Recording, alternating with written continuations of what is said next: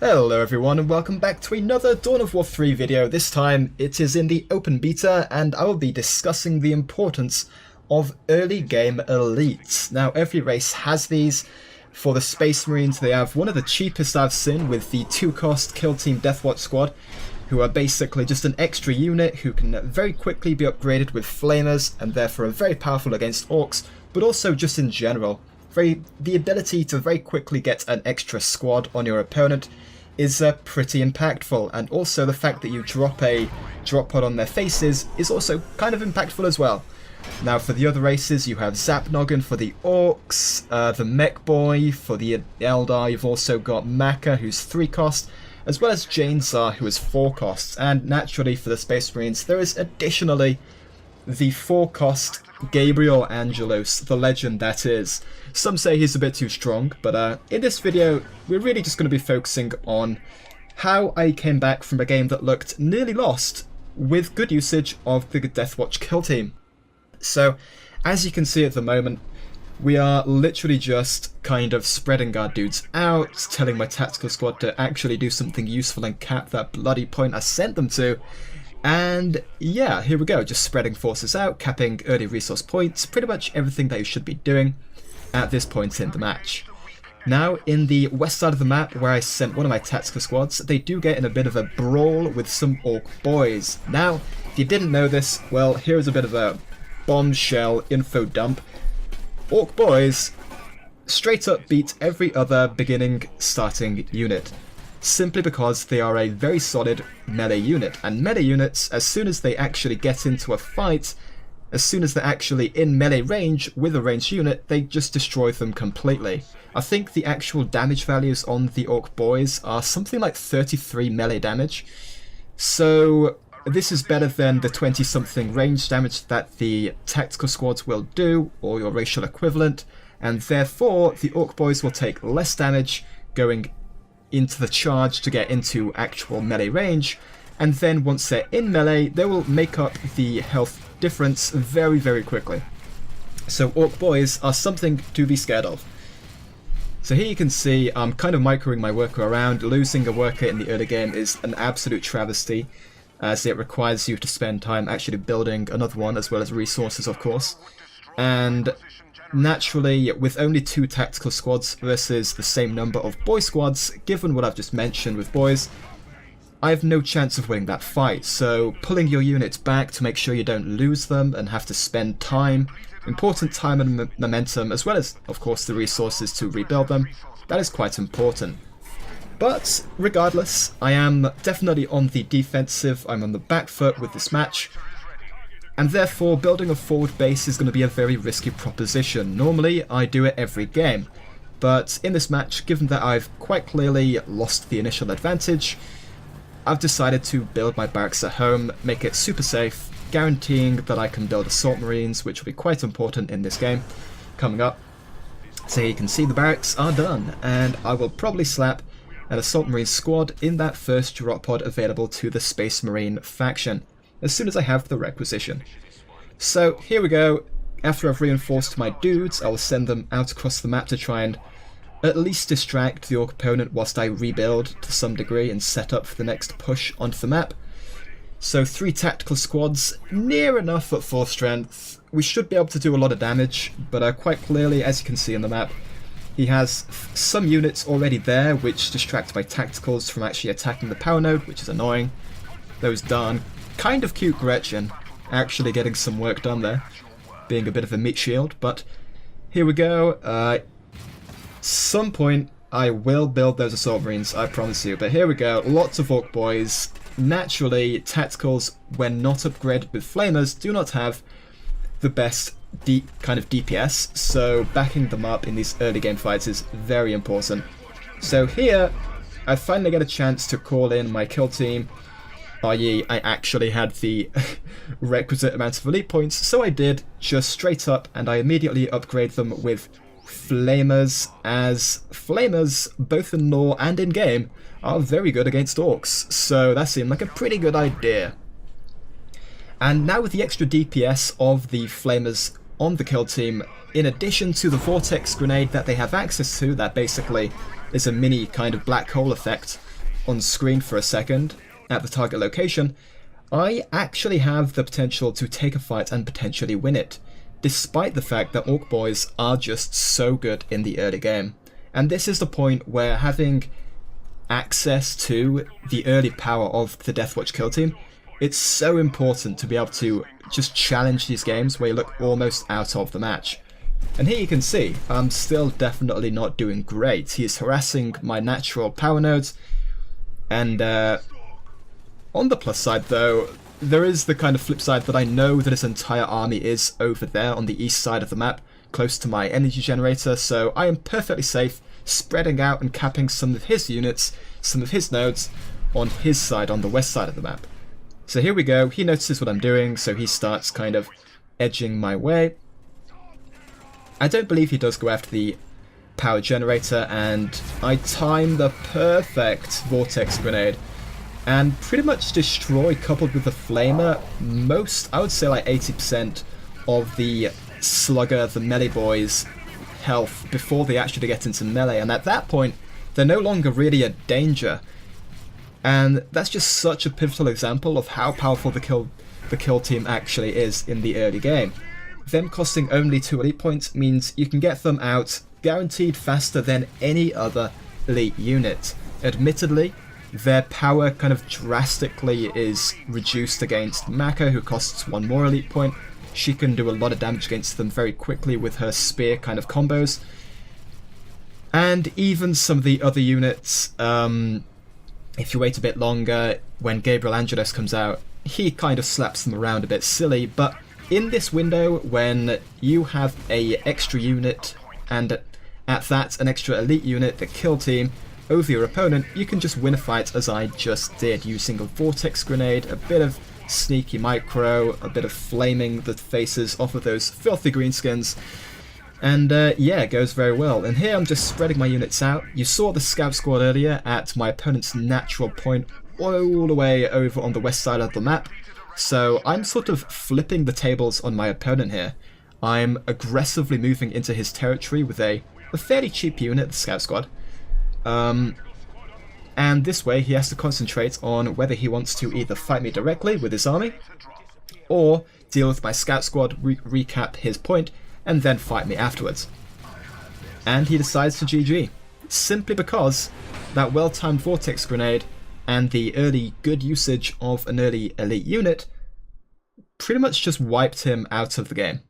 So yeah, as you can see, Space Marines, the kill team, despite not being anywhere near the power level of Gabriel Angelos, and given how cheaper they are compared to him, they definitely should not be, they can definitely win you games when used correctly. So here in this match, as you can see, I'm playing as Eldar. I can't remember who my opponent actually is. I do believe it is Space Marines, if I remember correctly, but here we're doing the standard early game thing, sending your worker unit out across the map as fast as you possibly can, and with the Eldar, their worker unit, if you didn't know, have the ability to teleport short distances. And it's not even that short a distance, it's actually fairly lengthy.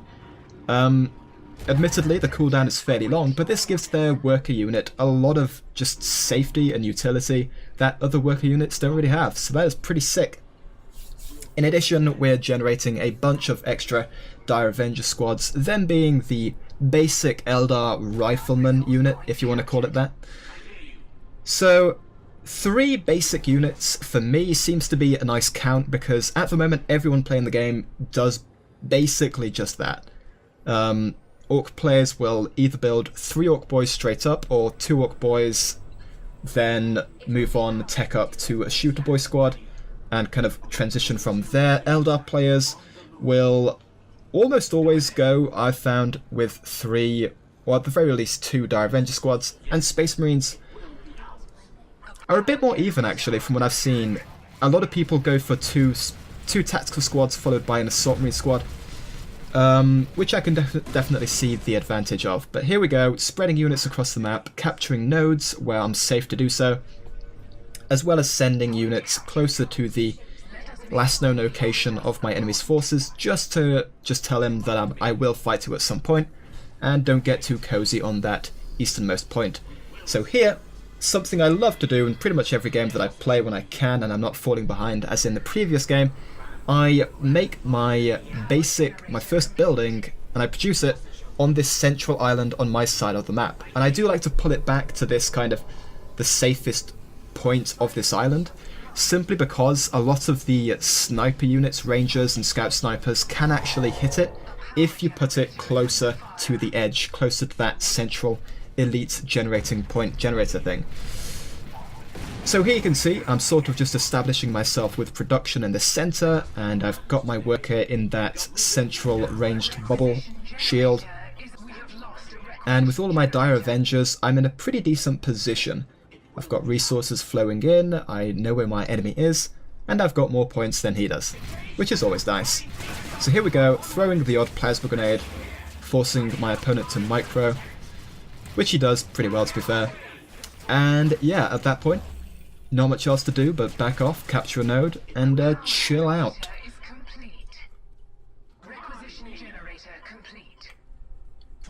So against Space Marines, to just explain one of my unit building choices that I will make in just a second, Banshees seem almost necessary, simply because if you go for Dark Reapers, the Dark Reapers get hard countered to oblivion by Assault Marines. So making Banshees makes you safe against Assault Marines because you have a power weapon wielding melee unit that can tie up the Assault Marines and straight up 1v1 beat them in combat. And also allow you to just scythe through tactical squads because you can charge your Banshees in, they take a bunch of fire, but as soon as they're in melee, they, similar to boy squads, as I mentioned earlier, they more than make up for the damage that they take charging in the first place. So there you go, I make the Banshee squad. And yeah, as you can see, taking a few mod losses against this listing post, but therefore I rather quickly decide that this is not a fight that I can really take. But at the same time, throwing plasma grenades and tying up my opponent and making them scared by assaulting their natural power node is a pretty good idea, as it puts them on the defensive, discourages them from heading on your side of the map, and allows you to establish your own game. So that's definitely pretty sick. Just poke at your opponent, get on their side of the map, tell them that, yeah, I will fight you. So with the Banshee squad, I'm pretty safe to tech up to tier 2, which I believe is what I've very nearly done. So at this point, we're just waiting for the fun stuff to start. So I back off to my Warrior Gate, I believe this is called. Try and regenerate some of that Battle Focus, which for the Eldar is just so important, as soon as that Battle Focus goes away, their losses really start to pile up, they become just extremely squishy, and as you can see, as I was mentioning earlier, if I had, instead of this Banshee squad, a Dark Reaper squad, it would be an obvious target for those Assault Marines to jump on, which you really don't want to give them. As it is, they're kind of forced to play a bit cagey simply because they know that my Banshees can just countercharge them if they just dive in on my Dire Avengers, and this means that I can just hose them down with shuriken fire from my Avengers, simply because they just don't have a good jump opportunity. Personally, if I was the Space Marine player, I might have considered using them to just jump straight up and straight down on top of the Banshees, knocking them back, allowing me to disengage a bit easier. But yeah.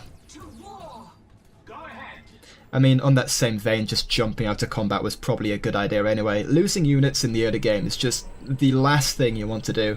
It costs time, it costs resources, and it costs, above all, momentum to build a fresh unit from scratch. Which is really why early game fights, when mismanaged, can really set the pace of the rest of the game. Losing squads is just quite a horrific thing to do, so avoiding it is definitely preferred. And this is another thing that I quite like to do when I'm playing Eldar, just slapping a webway gate in the middle of this island. If at this point in the game, when I have the resources to build the webway gate, I'm feeling safe enough, building it in the center allows me to get buff with all of my troops with the webway gate's kind of area of effect buff, granting fleet of foot and increased regeneration on Battle Focus. But at this point, given that my Banshees did a lot of work, I felt safe enough at that point in time to make Dark Reapers for an a little bit of extra ranged fire. Unfortunately, they do get wiped by that librarian, and here in reverse you can see the impact that having an early game elite can have over your opponent, this time me. The fact that he has just a really powerful librarian, having a lot of burst damage and utility with him, and I don't have anything in comparison, really does put me on the back foot. Thus, I lost a unit, lost a squad that got wiped with Dark Reapers, and I'm forced to just play defensively on my island where I've set up this forward base. So, given that the Banshees worked out so well last time, I make a second squad, start to reinforce my Dire Avengers, put my workers safe in the energy shield bubble, and yeah, get ready to take a good fight. Now, as you may have noticed, my Jane Czar elite, the 4-cost elite for the Elder, just became usable as I only just had the points to use her. So this means that I've suddenly gained a lot of potential power in the next fight that I take, and it's something that my opponent might not necessarily be expecting if he wasn't paying attention in the loading screen as to what elites I loaded up with. So here you can see I instantly teleport her in and get a massive, just, what is that called? The Triscale throw? Basically she throws this massive power shuriken thing at your opponents, and it does a lot of damage, turns out. Unfortunately, the Librarian silenced me with his Emperor's Light ability, so I couldn't follow it up with the combo, but regardless, I got the jump off, managed to wipe that tactical squad that was there, and now I'm just chasing down his elite because Jane Czar kind of beats on every single just powerhouse elite similar to her. She's just brutal in melee combat, extremely squishy once she's out of battle focus, but micro her at all and you will get a lot of rewards as a result. So there you go. Simply teleporting in at Jane Czar and using her abilities at all effectively allowed me to wipe pretty much 3 squads and an elite unit. So yeah, there you go. When choosing elites, definitely pay attention to the elite costs, as you definitely don't want to be facing against an opponent who has an early game elite and you have nothing to face off against it with. In the same regard, be wary of early game elites, as they can do a lot of work. As always guys, thank you for watching, and I'll see you in the next one.